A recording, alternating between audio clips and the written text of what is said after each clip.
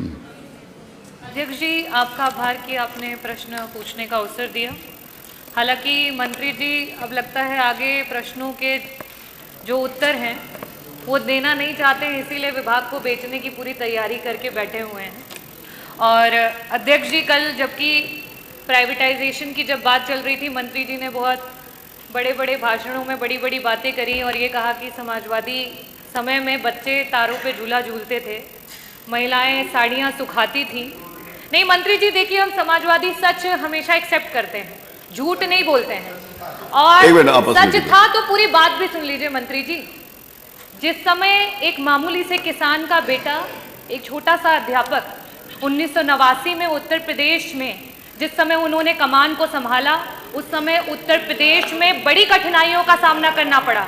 उस समय ना बिजली थी, ना पानी थी, ना सड़क था।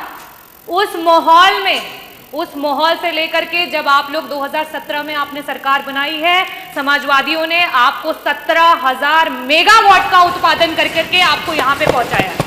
लेकिन अध्यक्ष जी, मंत्री जी बहुत बड़े बड़े दावे करते हैं, बहुत बड़ी बड़ी बातें करते हैं। आपकी सरकार ने उस 17,000 मेगावाट को डबल तक करके नहीं कर पाए। सिर्फ 8,000 का उत्पादन करके आप अपने आप से भवाई लूटते हैं। अध्यक्ष जी, मेरा सवाल मंत्री जी से था, बार बार आज भी उन्होंने कहा कि 75 वर्षों में आपने क्या किया, बार बार आम और बबूल का हवाला देते हैं। मुझे लगता है आप गुजरात की ब्यूरोक्रेसी में कुछ ज्यादा ही व्यस्त थे कि उत्तर प्रदेश की जो हमारी पॉलिटिकल हिस्ट्री है उसको अच्छे से देख नहीं पाए। और मंत्री जी, मैं आंकड़ों के साथ आई हूँ। 1989 में जब समाजवादी पार्टी की पहली बार सरकार बनी, तब से लेकर के 1989 से 1992 तक 2 वर्ष के लिए सिर्फ सरकार रही।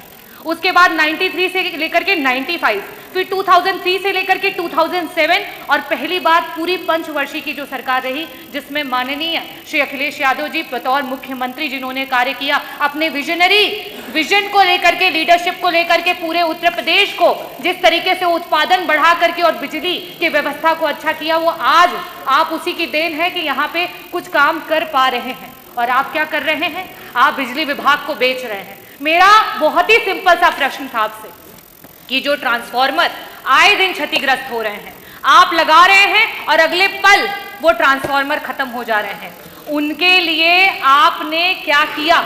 आपसे मैंने पूरे आपके कार्यकाल का आंकड़ा भी नहीं मांगा था, सिर्फ आपसे कहा था कि मात्र 2 वर्षों का आंकड़ा दे दीजिए कि इस प्रकार के कितने ट्रांसफार्मर हैं। और बड़े खेद के साथ बताऊंगी कि उस आंकड़े में सिर्फ उत्तर आया 1%। क्या मानूं इस 1% को? हजारों में मानूं, लाखों में मानूं या करोड़ों में मानूं?